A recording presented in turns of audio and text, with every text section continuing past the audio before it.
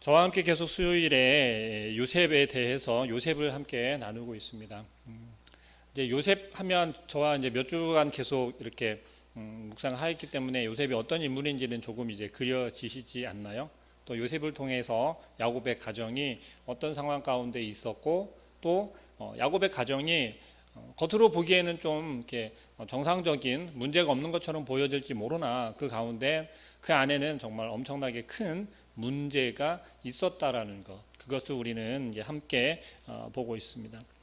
그래서 이제 오늘 44장에 들어와서는 지난 시간에 저와 함께 이제 야곱이 드디어 자기가 가지고 있었던 것, 절대 놓으려 하지 않았었던 것, 자기가 가장 소중하게 여기고 있는 것을 내려놓는 것을 우리는 함께 묵상했어요. 그게 누구냐, 무엇이었냐면 바로 베냐민이라는 그 막내 아들이었죠.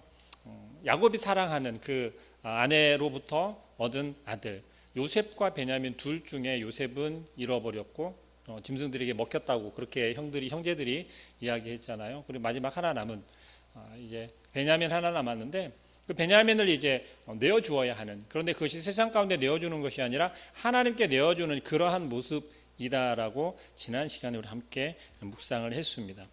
야곱이 베냐민을 하나님 앞에 내어놓고 하나님 손에 맡겨드리고 이제 야곱의 집안이 서서히 풀려지는 모습을 우리는 볼 수가 있는 거예요. 풀려진다라고 하는 것은 무엇이냐면 회복되어진다라는 거예요. 야곱의 가정이 무슨 문제가 있었냐? 큰 문제가 있었냐? 있었지요. 우리가 잘 알고 있는 것처럼 야곱의 아들들은 뭐 요셉을 이렇게 팔아버리고 그리고 서로 이제 신뢰하지 못하는 그러한 상황 가운데 아버지는 또 야곱은 아들들을 거의 인정하지 않았잖아요. 내 아들 하나밖에 남지 않은 아들 베냐민만 야곱의 아들처럼 그렇게 이야기를 하지 않습니까? 그렇다면 아버지 야곱과의 아들들의 관계는 어떻다라는 걸까요? 원만해 보일지라도 그것이 원만한 관계는 아니었다라는 겁니다. 결국 그 야곱의 가정에, 야곱 집안에 있는 문제는 무엇이었겠습니까? 결국은 22년 전으로 거슬러 올라가죠. 요셉을 팔았던 그 문제, 그 죄에 대한 문제를 야곱의 가정, 야곱의 집안이 회복되어지는 포인트, 키라고 그렇게 이해할 수 있을 것입니다.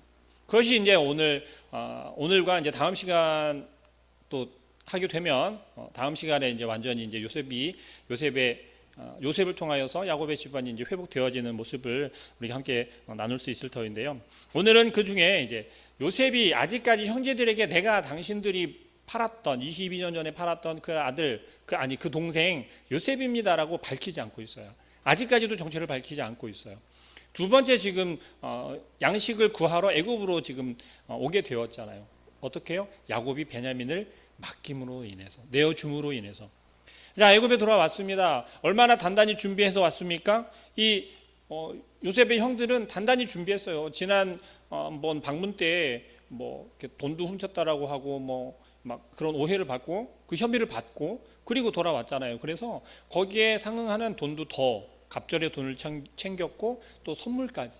야곱, 너 가서 너희 형을 시몬을 찾아와야 되는데 어떻게 하라는 거예요? 우리가 이런 선물도 준비해 갔으니까 잘 넘겨받고 양식도 잘 사고 그렇게 돌아오라고 만반의 준비를 잘 해서 지금 애굽으로 돌아오고 있다라는 거죠.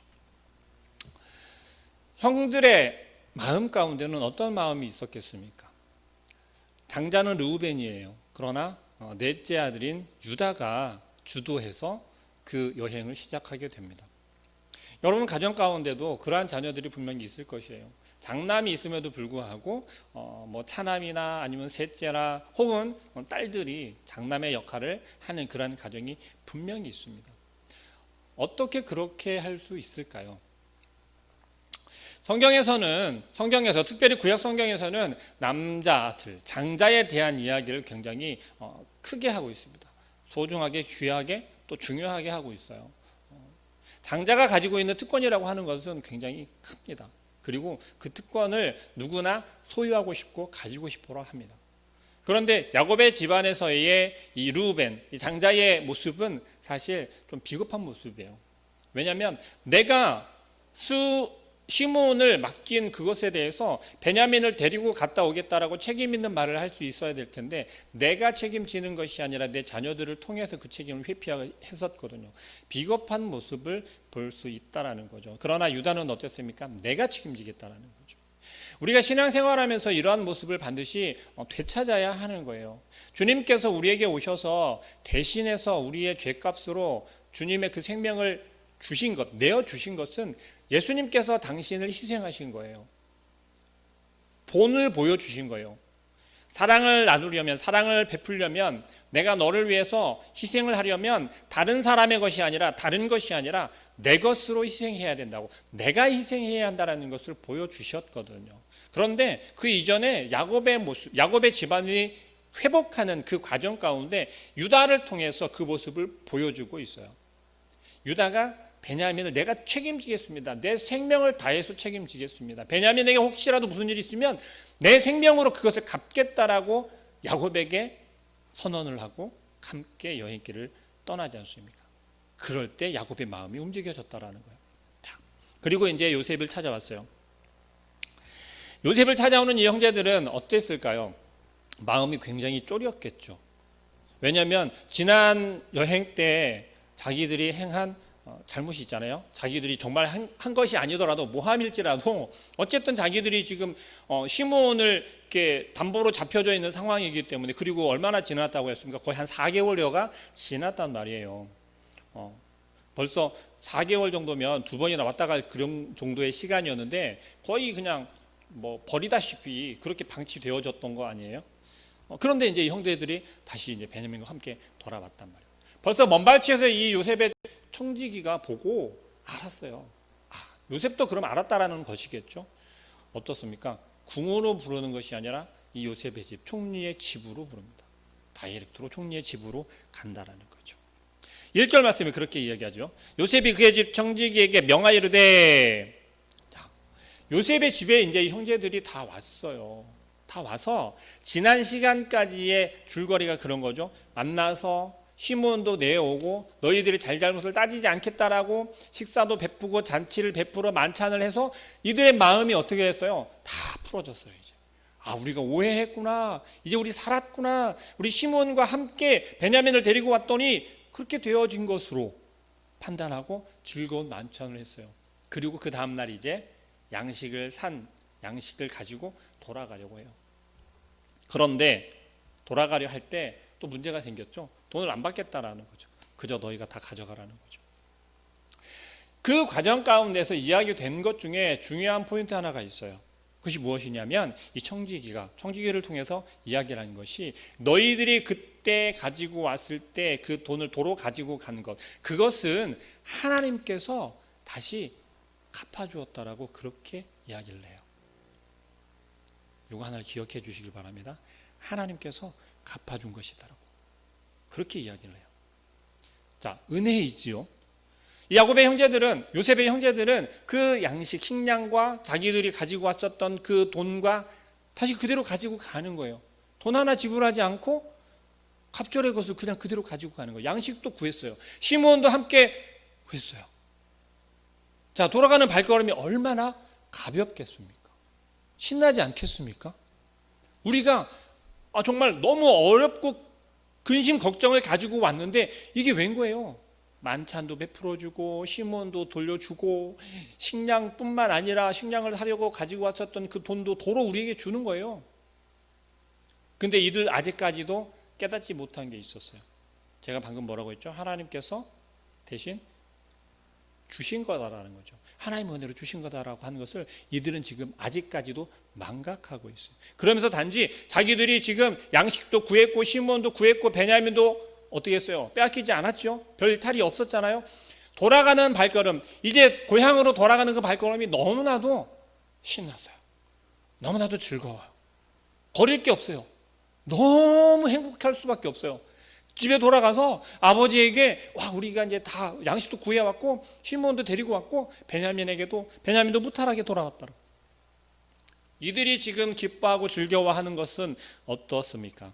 진정한 즐거움처럼 보이시나요? 진정한 기쁨처럼 보이시나요? 제가 지금 살짝 힌트를 드렸거든요. 이들이 청지기, 요셉의 청지기가 무슨 이야기를 했다고요? 하나님의 은혜, 하나님이 갚아주셨다라고 분명히 말했다고 했어요. 그런데 이 형제들은 이것이 하나님의 은혜다, 하나님의 은혜로 우리가 아무런 문제 없이 무탈하게, 시므온도 베냐민도 식량도 거기에 더불어서 우리가 가지고 왔었던 이 물질도 갑절의 것을 더 가지고 돌아간다라고 하는 것을 감사하는 마음이 아니에요.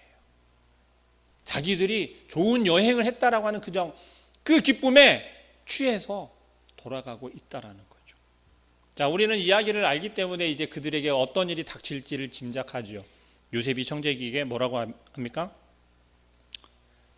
자루에 운반할 수 있을 만큼 다 채우고 또 내 잔, 은 잔을 그 청년 베냐민의 자루에 넣으라는 거예요. 그리고 쫓아가서 이야기하라는 거죠. 너희는 은혜를, 선을 악으로 갚느냐 라며 그들을 잡아옵니다. 그 과정이 또 참 독특해요. 청지기가 그들을 쫓아가서 그 형제를 붙잡습니다. 붙잡아서 어떻게 하죠? 요셉이 이야기한 대로 하는 거예요. 어떻게 이야기했어요? 너희가 왜 선을 악으로 갚냐? 총리가 점치는 잔을 왜 훔쳐가냐? 분명히 너희가 가져갔다. 너희 집에서 나간 게 너희밖에 없지 않느냐? 자, 이들은 어때요? 아무런 일도 하지 않았잖아요. 당당하잖아요. 거리낌이 없잖아요. 무슨 소리냐? 절대 그럴 일이 없다. 그럴 수 없다. 보자. 그런데 또 독특하게 보는 것이, 전 시간에 우리 나누었었죠. 만찬할 때 이 청지기가 어떻게 형제들을 앉혔다고 그랬어요? 구약시대 때 유대 문화가 그런 게 있어요. 상석에서부터 앉힐 때 나이 순으로 앉아요. 장자부터, 어른부터. 그래서 나이 많은 사람 순서대로 앉혀야 돼요. 그게 예의예요. 그래서 만찬 때도 그랬어요. 근데 이들은 되게 그게 신기한데도 그냥 그렇게 넘어갔어요. 저들이 어떻게 알고, 요셉의 청지기가 어떻게 알고 우리 형제들을 순서대로 그렇게 앉혔던 거예요. 그런데 오늘 다음날 아침에 다시 이 자루를 검사를 할 때도 마찬가지예요. 나이 많은 순서부터 하나씩 자루를 검사해 보기 시작합니다. 하나하나 검사를 해요. 자, 여러분, 한 번의 경험이 있잖아요. 곡식을 사가지고 집으로 돌아가는 발걸음에 잡혀가지고서 어떻게 했어요? 한 번의 경험이 있잖아요. 그러면 이번에 또 가슴 졸이지 않겠어요? 저 같으면 이번에 또 누가 뭘 했을까? 아니면은 누구 자리에서 나오지는 않을까? 막 조마조마할 것 같아요. 그런데 첫째, 둘째 쭉쭉 계속 지나가면서 나오질 않는 거예요. 점점 막내 베냐민 차례까지 가는 동안 이 형들은 어떤 생각을 했을까요? 이 형들은, 이 유다 외에 이 형제들은 무슨 생각을 한다면, 내려가면 내려갈수록, 동생들에게 내려가면 내려갈수록, 베냐민에게 가까이 가면 갈수록 안심하게 되는 거예요. 이유는 단 한 가지예요. 베냐민은 절대 그런 허튼 짓을 할 녀석이 아닌 거예요. 누구처럼요? 요셉처럼. 이 베냐민은 집에서 그런 아들이었어요. 그런 동생이었던 거예요. 이 형들은 우리가 했으면 했지 베냐민은 절대 아니다라고 하는 그런 확신을 가지고 있었기 때문에 점점 12절 말씀이 그러죠. 그가 나이 많은 자에게서 시작하여 나이 적은 자에게까지 조사함에 그 잔이 누구에게서? 베냐민의 자루에서 발견된지라. 근데 조건이 있었죠. 이게 발견되면 어떻게 된다고요? 이 형제들의 고백은 그거였어요. 발견되면 그것을 취한 자는 죽고 우리는 종이 되겠다라는 거였어요. 그런데 이 청지기가 그것을 완화시키죠. 어떻게 해요? 그 잔을 가진 자는 종이 되고 나머지는 풀어준다는 거예요. 자, 그렇게 하고 조사를 했는데 누구에게 걸렸어요? 베냐민에게 딱 걸렸어요. 청천벽력 같은 사건이 생긴 거예요. 자, 집으로 돌아갈 수 있겠습니까? 없겠습니까? 못 돌아가죠. 뒤의 모습이 그렇습니다. 뭐라고 이야기하냐면 그들이 옷을 찢고 라고 이야기해요. 성경에 보면 어떠한 상황 가운데 처했을 때 막 옷을 찢으면서 죄를 뒤집어 쓰고 막 이런 표현들이 많이 나와요. 이 옷을 찢는다라고 하는 표현이 어떤 표현이냐면, 어떤 상태냐면 도저히 감당할 수 없고 형용할 수 없는 그러한 상태. 그만큼 내가 간절하고 처절하고 그런 상태를 표현하는 거예요. 내가 화가 나거나 울분이 나거나 혹은 엄청 슬프거나 그런 상황 가운데 표현할 수 있는 게 내 옷을 찢으면서 내가 엄청난 죄를 지었는데 그 죄를 자복할 때 어떻게 합니까? 옷을 찢고 베옷을 입고 죄를 뒤집어 쓴대요. 유대의 문화 중에 죄를 뒤집어 쓴다라고 하는 것이 내 죄를 정말 자복합니다. 내 죄를 완전히 털어 씻겠습니다라고 하는 그런 의미를 가지고 있대요. 근데 내 옷을 찢는다라고 하는 게 그만큼 큰일 났다는 거예요. 이거 어떡하냐라는 거죠. 도저히 어찌할 바를 모르겠다라고 하는 거예요. 그러한 상황으로 이제 요셉의 집으로 다시 끌려갑니다. 자, 이들에게 정말 요구하는 것이 무엇일까요? 정말 요셉은 이 형제들에게 눈명을 씌워서 어떻게든 베냐민을 잡아놓고 다른 형제들을 보내기 위해서 그럴까요? 이 상황이 조금은 요셉이 처음 형제들로 인해서 팔려갈 그 당시의 생각을 한번 떠올려 보았으면 해요. 그것을 조금 그려주는 듯 그렇게 보여져요. 무슨 이야기냐면 형제들이 요셉을 팔아버리기 위해서 어떻게 했습니까? 처음엔 죽이자 했을 때 죽이지 말고 피를 보지 말고 처리하자라고 해서 미다 상인에게 팔아버리잖아요. 그때 형제들은 작정을 했어요. 요셉을 어떻게 하기로? 없애버리기로. 작상모의를 하고 그렇게 하고 나서 22년이 지났어요. 자, 지금 요셉만큼 사랑하는 야곱이 사랑하는 베냐민이에요. 그런데 다른 사람들은 다른 형제들에게 자료에서 나온 게 아니라 베냐민의 자료에서 나왔어요. 그리고 청지기가 분명히 그랬죠. 뭐라고요?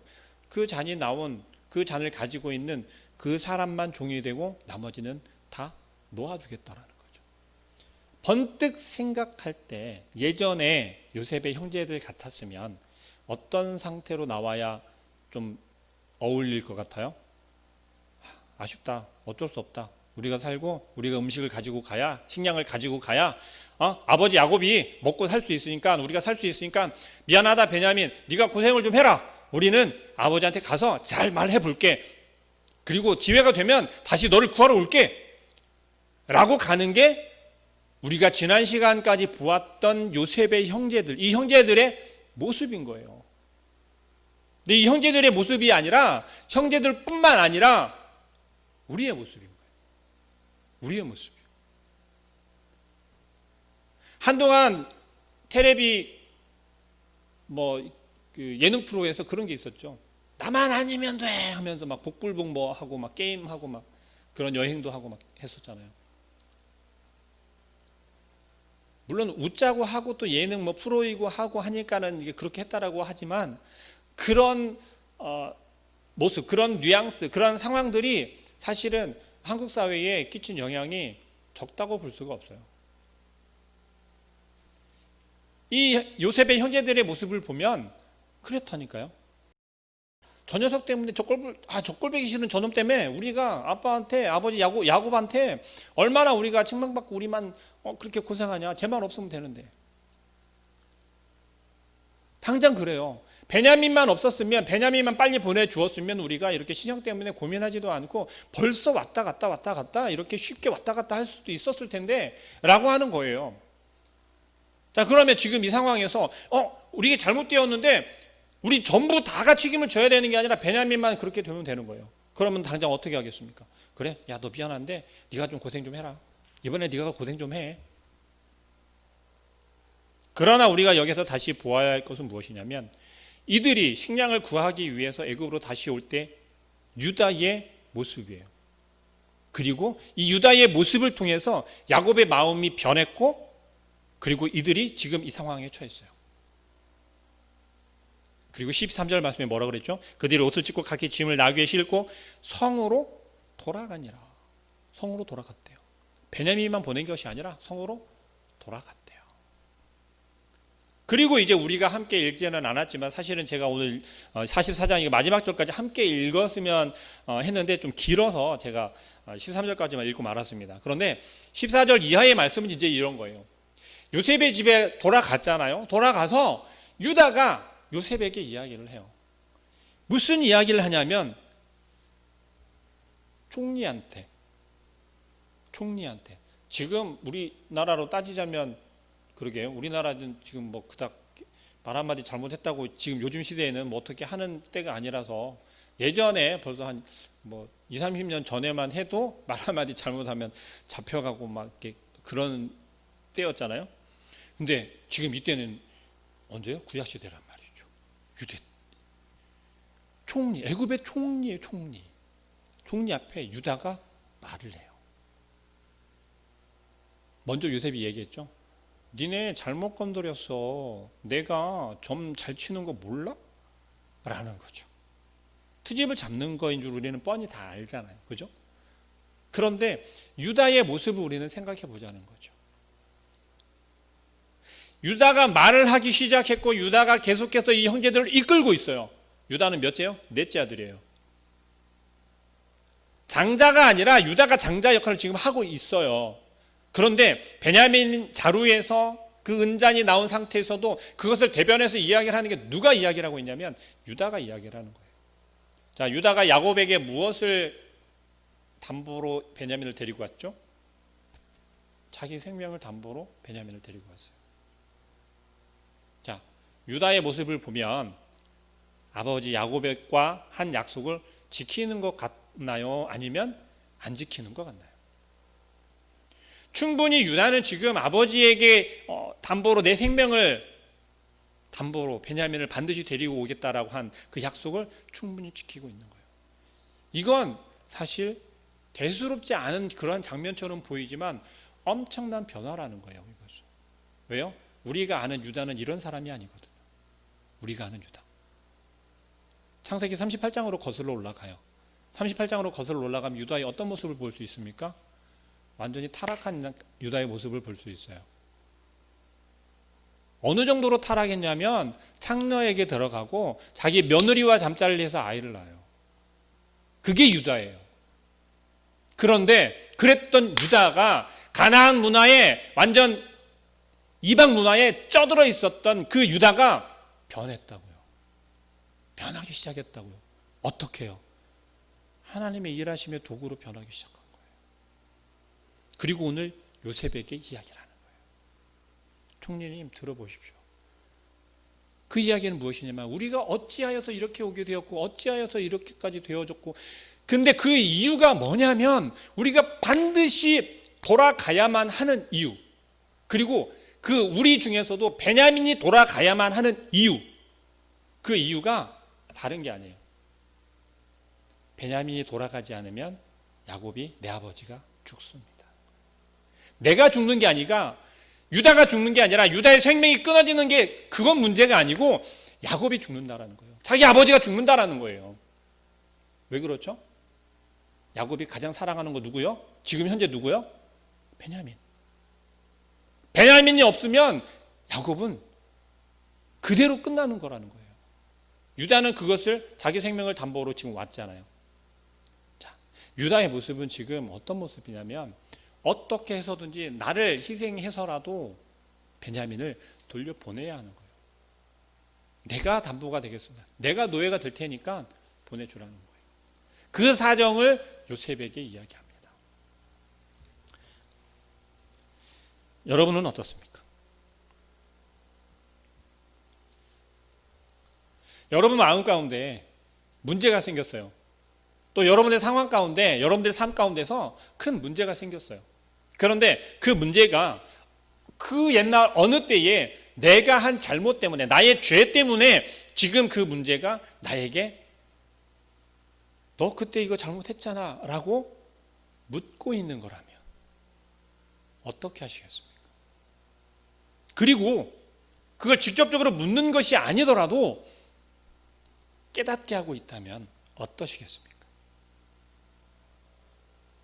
지금 이들은 무엇을 고백했냐면요. 하나님께서 전날에 우리의 죄를 적발하셨구나 라는 표현을 써요. 이 적발하셨다라는 게 뭐냐면 하나님께서 우리의 죄를 드러내신다라고 하는 이야기예요. 이 표현은 무슨 말을 일까요? 이 요셉의 형제들로 하여금 그 옛날에 22년 전이 되겠죠. 그때 우리가 저질렀었던 그 죄를 깨닫게 하고 그것을 하나님 앞에 드러내게 하고 있다라는 거예요. 그것을 이제 깨닫게 되는 거예요. 우리의 죄를 우리만 알고 있으면 되는 줄 알았는데 그게 아니었어. 하나님이 알고 계셨고 하나님이 그것을 이제야 우리에게 이 요셉의 형제들 그걸 이제 깨닫게 된 거예요. 여러분, 야곱의 집안이요, 이 요셉을 통해서 행하시는 일이 다른 게 아니에요. 여러분 기도하고 있는데 기도의 제목이 예를 들어서 10년 전에부터 했던 내 기도의 제목이 아직도 여전히 그 기도의 제목이십니까? 혹은 내 자녀가 태어나면서부터 그 자녀를 위해서 했던 그 기도의 제목이 여전히 똑같은 기도의 제목으로 기도하고 계십니까? 하나님께서 야곱의 가정을 회복시키시고 그들로 하여금 하나님께 돌이키게 만드시고 그리고 그 야곱의 가정을 통해서 누가 태어난다고요? 예수 그리스도를 이 땅에 보내셔서 우리를 구원하시겠다고 하는 그 하나님의 놀랍고 크신 계획을 이어가시기 위해서 누구를 사용했어요? 요셉이라는 인물을 사용한 거예요. 근데 어떻게? 22년 전에 형들로 인해서 팔려가게끔, 노예로 팔려가게끔 만드시고 그리고 그 일을 하나씩 회복시키시고 일하기 시작하는, 나타내고 드러내기 시작하는 게 얼마나 걸린 거예요? 22년이나 걸린 거예요. 22년 전에 요셉이 꾸었던 그 꿈, 하나님께서 말씀하셨고 하나님께서 계시하셨던 그것을 이루시는데 몇 년이 걸렸다고요? 22년이요. 22년으로 끝나는 게 아니잖아요. 그렇죠? 근데 우리는 그것을 어떻게 해요? 잊어버리고 사는 거예요. 하나님께서 우리에게 반드시 이루시는 것은 우리와 맺은 언약이라는 거예요. 하나님께서는 우리와 맺은 언약을 반드시 이루시는 분이에요. 요셉이라고 하는 이 인물을 통해서 이제 어떻게 회복이 되어지고 요셉이 야곱을 만나서 그 가정이 어떻게 회복이 되어져서 그 놀라운 은혜가 우리에게까지 이제 미추어지는 것은 이제 마지막 요셉 이야기를 하면서 나누겠지만 오늘 이들이 정말 깨달았어야 하는 그 은혜는 무엇이냐면 제가 처음에 서두에 말씀드렸죠. 이 요셉 집에 청지기가 했었던 그 말, 당신의 하나님께서 다 갚아주신 하나님의 은혜다라는 거. 이들은 그때까지도 깨닫지 못한 거였어요. 그때 깨달았다면 어땠을까라는 거죠. 그러나 그것이 늦은 때가 아니라는 거예요. 오늘 이 본문을 통해서 우리에게 말씀하시는 하나님의 그 뜻은 뭐냐면 우리로 하여금 시간이 길어진다 할지라도 우리가 버려야 할 건 버려야 한다는 거죠. 그리고 기다릴 수 있어야 하는 거예요. 기다리면서 우리는 끊임없이 의심할 거예요. 의심하고 계속해서 내가 아닌가 봐, 나는 아닌가 봐, 이런 고백을 할 때가 많을 거예요. 그러나 오늘 요셉의 형제들이 드디어 돌이켜서 이게 하나님이 하시는 일이구나 라는 것을 깨닫게 된 것처럼, 그리고 절대 여러분이 포기하시면 안 되는 것 하나, 지금 장자 역할을 하고 있는 유다가 몇째라고요? 넷째요. 또 이 유다라고 하는 인물이 어떤 인물이라고요? 죄송해요. 저희들 표현 한 번만 쓸게요. 망나니, 개 망나니요. 예? 희망이 없는 그랬던 아들이 지금 뭘 하고 있다고요? 장자 역할을 하고 있는 거예요. 그리고 또 뭘 하고 있어요? 자기를 희생하고 있다는 거죠. 여러분은 그런 희생을 혹 경험해 보셨습니까? 아니면 여러분이 그런 희생을 해 보셨습니까? 이 땅의 모든 어머니들은 위대하다라고 그렇게 이야기합니다. 저는 그 말에 100% 공감해요. 정말 대단하신 것 같아요. 정말 위대하신 것 같아요. 그런데 그 희생이 없으면 어떻습니까? 내가, 또 우리 자녀들이, 우리의 가정이 오늘 유다를 통해서 우리에게 보여주신 것, 희생을 보여주고 있지만 유다 이전에 먼저 누가 희생을 한 거예요? 요셉이. 만약에 요셉이 22년 전에 그 팔려갔을 때, 노예로 팔려갔을 때, 그때 만약에 그것이 하나님께서 나와 함께 하심이고 이것도 내가 하나님께서 함께 하시기 때문에 형통한 길이다라는 고백을 하지 않았다면 어땠을까요? 그러면 야곱 집안의 회복은커녕 우리에게 이 구원이 온전히 미칠 수 있었을까요? 이런 고민까지도 해볼 수 있게 되는 거예요.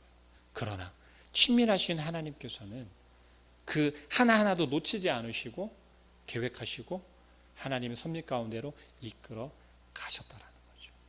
그리고 지금도 우리를 그 섭리 가운데 이끌어 가고 계시다라는 거예요. 그러한 확신을 가지시고 하나님의 일하시는 방법, 하나님의 일하시는 방법을 우리가 다 알 수는 없어요. 그죠? 아, 하나님 오늘도 이렇게 이끌어 가셨구나. 아, 하나님은 오늘도 이렇게 나를 이끌어 가시는구나. 아, 오늘도 이렇게 하나님께서 나에게 말씀을 하고 계시는구나. 무엇보다 중요한 것은 내가 회복이 되어졌다면, 무엇으로? 하나님 말씀으로, 하나님의 사람으로, 하나님의 자녀로 온전히 회복이 되어졌다면 무엇이 따라야 됩니까?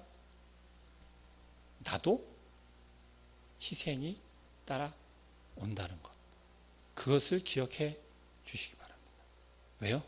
희생이 없으면 오늘 말씀 제목처럼 회복도 일어날 수 없다라는 거예요.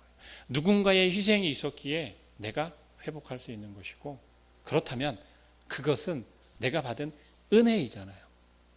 우리가 받은 은혜가 뭐예요? 구원이잖아요. 영원한 생명. 그렇다면 그 영원한 생명, 그것을 나만 갖는 것이 아니라 내가 받은 그 은혜를 나도 전해야 되는 거죠. 나도 희생할 수 있어야 한다는 것입니다. 멀리 내다보지 마시고 가까운 데부터 찾아보시길 바랍니다.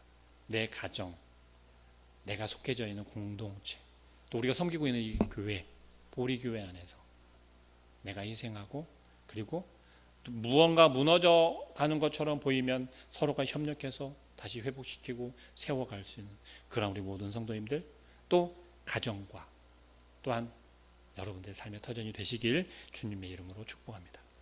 기도하겠습니다.